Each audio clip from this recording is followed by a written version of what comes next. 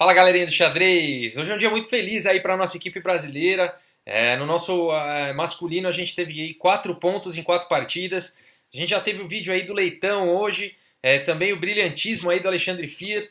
Uma partida genial e tem uma partida muito legal aqui também do Luiz Paulo Suppi.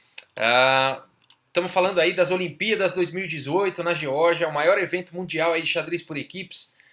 E o nosso brasileiro então vai jogar contra o jogador da Andorra, o Raul Paulite. O Raul Paulite é um mestre FIDE de ranking, de rating de 2176. O Suppi tem uma superioridade de rate 2548. Mas como a gente costuma falar, o xadrez só se resolve no tabuleiro, né? O rating é um parâmetro, né? Mas tudo pode acontecer no xadrez. Então vamos lá, gente. O Suppi está de pretas. O Raul Paulite então começa com D4 e a gente tem cavalo F6 aqui pelo Suppi, bispo G5, G6 e já a primeira troca no lance número 3, bispo toma F6. A captura agora do bispo é forçada praticamente, né? Peão toma.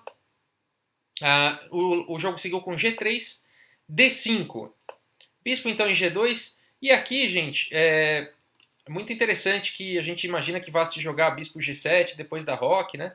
Mas o Suppi está com ideias diferentes. Primeiro ele dá uma fortalecida aqui nesse peão.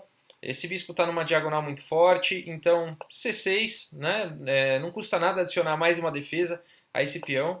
E3, e aí você fala, agora sim bispo G7, né? Não, o Suppi vai para bispo em D6. Ele vê que aqui em G7 o bispo não ia estar fazendo muita coisa, mesmo que se jogue F5, esse bispo não tem muita atividade. É arriscado você jogar C5 em algum momento para querer abrir o bispo nessa diagonal, porque você vai enfraquecer muito D5. Então é um lance muito lógico aqui do Suppi. Bispo em D6, ok? Legal, vamos lá. Cavalo aqui em E2, cavalo D7, cavalo em D2. As brancas estão desenvolvendo os cavalos nessas casas aqui, ao invés da terceira fileira, pela possibilidade aí de deixar esses peões livres aqui. Ok, cavalo B6, estão liberando aqui esse bispo, já segurando aqui um pouquinho a casa C4 também. Torre então em C1, roque, roque e bispo em E6. Então o Suppi terminou de desenvolver suas peças menores aí. E vamos ver como que segue. E4, então já tentando uma ruptura aí no centro. E depois de peão toma, cavalo toma. As pretas têm um bispo atacado aqui por esse cavalo, apesar de que esse bispo está defendido. O Suppi está com a vantagem inicial do par de bispos, né? A ideia das brancas, ao ter capturado lá no comecinho da partida aquele cavalo, foi danificar um pouco a estrutura de peões das pretas, mas ao custo do par de bispos. Então não é uma boa o Suppi perder essa pequena vantagem agora, é importante que ele mantenha o seu par de bispos. Bom, o bispo está atacado, o peão está atacado, ambas as peças estão defendidas pela dama, mas o Suppi ele vai para o lance então, bispo em E7, colocando aí, mantendo o par de bispos. Cavalo em F4, a mesma ideia, né? Olha que legal, a gente está vendo isso, essa partida ela é bem instrutiva, né? O cavalo também aqui está de olho nesse bispo aqui. O Suppi quer manter o par de bispos, então bispo em C8. A partida continua com C3, F5, então expulsando esse cavalo daí. E depois de cavalo D2, H5. Uma estruturinha bastante interessante aqui. H5 dá uma casa mais para o rei, já segura lances do tipo G4. Então é um lance importante aqui do Suppi. H4 e bispo então voltando para D6. Agora o cavalo não está mais aqui, né? E o Suppi desde o começo queria colocar o bispo dele em D6. Então agora ele conseguiu voltar. Dama em F3, dama em F6, torre aqui de F em E1, desenvolvendo a torre. E a gente quer também, mas as torres não estão conectadas, né? Então quem que está atrapalhando? Esse bispo aqui. Bispo em D7 então foi jogado. A torre em E2, as brancas vão dobrar aí na coluna E. E aí você fala assim, já sei, agora o Suppi vai jogar aqui e vai brigar pela coluna. Na verdade não, o Suppi vai para uma ideia diferente. Se você joga um lance do tipo torre aqui, você sabe que ele vai dobrar e aí você vai trocar tudo. Fica muito fácil do jogador de brancas jogar contra você assim, né? E como o Suppi tem uma superioridade aqui de experiência, de rating e tudo mais, ele não quer facilitar as coisas aí para o adversário. E ele joga então torre de A em D8. E a partida continua com torre de C em E1, então dobrando aí. E agora bispo em C8.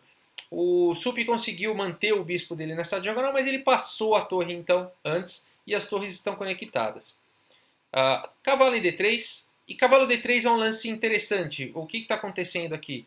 Agora ele está ameaçando, provavelmente aqui, ó, o cavalinho em E4, tá? E aí ele vai conseguir se livrar do par de bispos das pretas, tá? Então, por que ele está ameaçando aqui cavalo em E4, né? Porque a dama está sem defesa. Se por acaso o peão toma cavalo, perde a dama, tá bom? Então essa já é a primeira ameaça aqui das brancas, tá? O Sup, claro que viu isso, e ele jogou o melhor lance aqui, rei G7. Rei G7 trazendo então uma defesa aqui para a dama, então não permitindo esse tático aí do cavalo E4. Agora não dá mais para jogar esse lance. A partida então segue com cavalo em E5, uma casa central forte para esse cavalo, e bispo em B8. O Sup faz um lance de espera aqui, e ao mesmo tempo ele abre a torre, né? Tá melhorando apenas a posição das suas peças aí. Vamos ver como segue. Dama em E3, torre em H8, mas parece ser mais uma vez algum lance de espera aí do Sup. Não dá para se imaginar nada com torre em H8, nenhuma estratégia. Poderia pensar talvez que tá, mas G5 não dá para ser jogado, a dama e o peão não deixam. É muito interessante a gente ver como que o Sup está lidando aí com a questão do jogo das brancas e provavelmente esperando algum erro aí do jogador das brancas. Bom, a partida então segue com F4.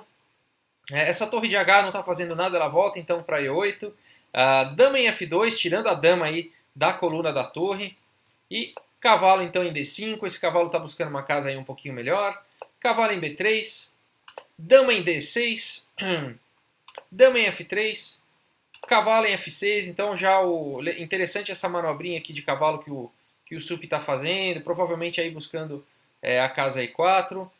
Cavalo D2, então não permitindo a entrada do cavalo aqui em E4. E C5. O Sup já começa então a lutar aí por alguma coisa, já fez os seus lances de espera e agora está já ameaçando aqui ganhar um peãozinho aqui no centro, fazendo uma ruptura interessante. Bom, cavalo B3 foi jogado. E agora então o Sup joga peão toma e depois de cavalo toma. As brancas, voltando aqui, as brancas evitam, né, ter um peãozinho isolado aqui, então elas capturam com o cavalo. E aí depois então de dama C7, rei H1, o rei H1 é um lance importante, tirando aí o rei dessa diagonal aqui, poderiam ter alguns táticos mais para frente. A6, né, A6 não permitindo aqui a entrada do cavalo, e ao mesmo tempo preparando aí para uma possível expansão com B5. Cavalo C2, as brancas não têm um plano, e essa aqui é a diferença do jogador mais experiente, um jogador com um grande mestre, realmente, de um mestre feed.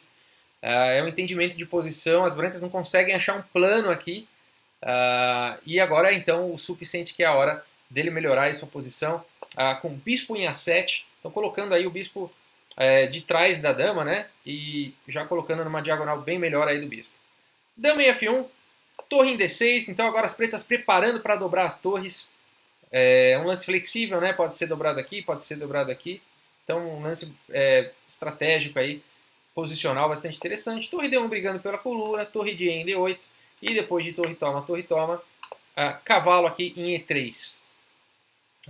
B5, então restringindo aqui a movimentação desses cavalos, tirando a casa C4 dos cavalos, também dando uma casa aqui para o bispo se quiser brigar por essa longa diagonal aí. Então a gente vê como é que a posição do Sup começa a melhorar, né? E sempre que você tem um par de bispos, a ideia é abrir a posição. Em posições abertas, o par de bispos é muito mais forte. A gente vê que nessa partida o Sup fez isso quando ele rompeu com D4 e agora com B5 ele está abrindo a posição e a gente começa a ver que começa a ficar difícil aqui para as brancas já.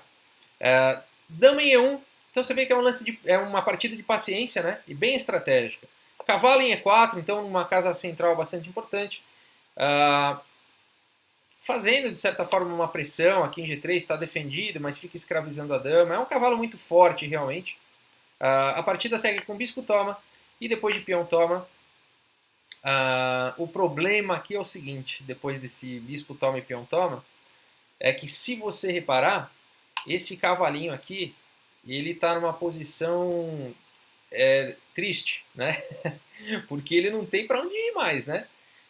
Bom, as brancas ainda jogam F5 aqui, e aqui é o erro fatal, né? F5, talvez na expectativa de se peão toma, cavalo toma com um duplo aqui no rei na torre, alguma expectativa de criar algum contra-jogo aí na ala do rei, abrir um pouquinho aí a posição das brancas, mas o sup finaliza aqui tranquilamente com bispo toma cavalo, e depois então de torre toma e bispo toma peão. As brancas abandonam a partida. Você fala, abandonaram por causa de um peão a mais? Na verdade não, né? Na verdade o grande problema é esse cavalo aqui, ele não tem volta, né?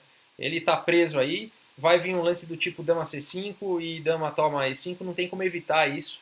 E realmente aqui é uma posição totalmente vitoriosa aí para as pretas. É curioso, né? É realmente uma posição triste aí para esse cavalo, mas feliz aí para a nossa equipe. Mais uma vitória aí para a nossa equipe. Hoje foi um dia muito feliz aí para a nossa equipe masculina. 4 vitórias em 4. O Sup demonstrando aqui que ele realmente tá numa ótima forma. Ontem ele não jogou, parece que ele ganhou de WO, né? E então hoje ele teve a oportunidade aí de jogar. O Krikor não jogou hoje. A próxima partida que a gente vai ver é do Eldeps. Então fiquem ligados aí que vem coisa boa por aí. Mais uma vez, muito obrigado aí, gente, pela audiência e um grande abraço.